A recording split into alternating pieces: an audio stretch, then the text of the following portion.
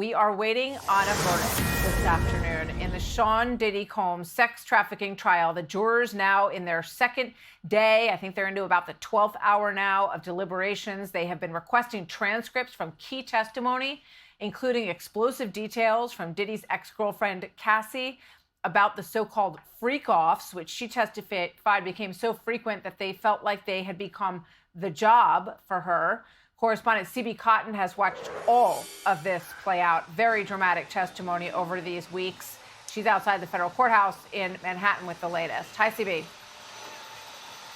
Hey, Martha. Well, among the testimony jurors wanted to review are the details ex-girlfriend Cassie Ventura shared on the witness stand about Diddy assaulting her at a Los Angeles hotel back in 2016. The incident captured in this disturbing hotel surveillance video.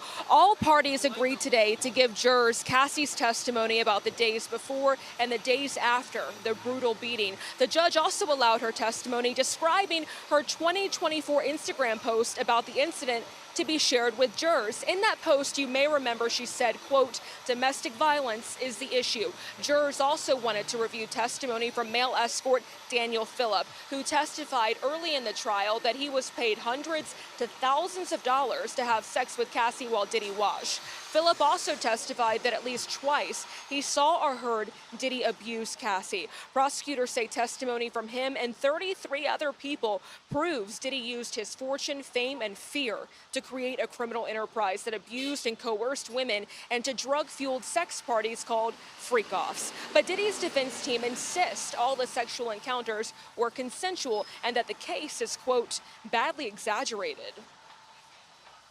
I think there's a lot of appealable issues. I think that's the one thing his defense attorneys certainly did a masterful job at, was preserving issues for appeal, because a lot of evidence was introduced that's not relevant to what Diddy was charged with. Remember, he's not on trial for every horrible thing that he did as an adult male. So deliberations are expected to go until 5 p.m. local time unless jurors ask to stay later or there's a verdict. Martha, back to you. Yeah, CB, it's interesting when you look at these charges as the jury is considering these charges, and the video that you just showed that is horrific of Cassie Ventura being kicked and beaten by Diddy in the hallway, that's obviously something that they have seen with their own eyes. Which category of these charges does that moment fall under? Because they'll have to deal with these charges one at a time.